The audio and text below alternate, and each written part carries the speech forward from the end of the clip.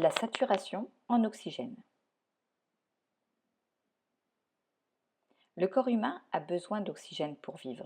Pour cela, il faut bien sûr un bon moyen d'échange qui se fait à travers les poumons, mais aussi un bon moyen de transport pour emmener l'oxygène jusqu'aux cellules et aux organes.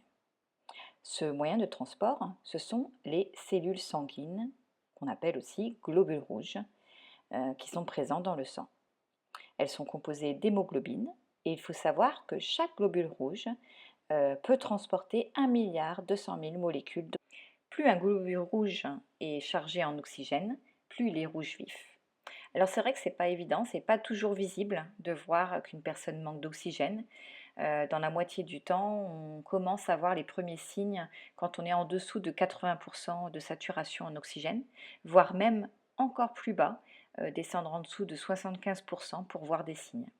C'est pour ça qu'avoir un saturomètre, un oxymètre de pouls, ça a plusieurs noms, ça permet une détection beaucoup plus rapide de ces carences en oxygène et d'adapter une prise en charge, de mettre en place plus rapidement les aides nécessaires pour la personne qui est en difficulté ou établir un diagnostic.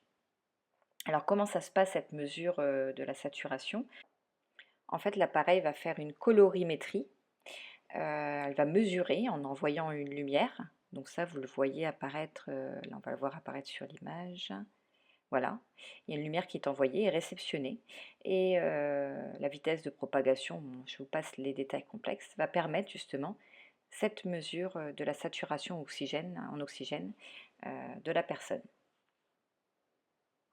Alors l'appareil va mesurer un pourcentage par hématie, par globule rouge. C'est comme un bus qui est rempli de personnes. Le bus va être rempli à 95%, 98%. Et bien là, chaque globule rouge, l'appareil va mesurer son taux de remplissage en oxygène par hématie. Alors on peut le mettre sur le doigt, comme je vous disais, mais aussi sur l'oreille. Et il y a d'autres facteurs qui peuvent jouer. Si les mains sont froides, l'appareil ne va pas réussir à mesurer. S'il y a une manicure avec un vernis foncé, c'est pareil, ça va gêner la lecture.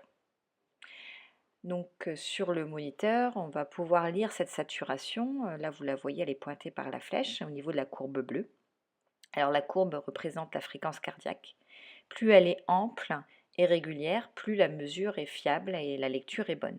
Si jamais on a une courbe qui est petite, qui n'est pas régulière, qui est hachurée, c'est que l'appareil a des difficultés de lecture.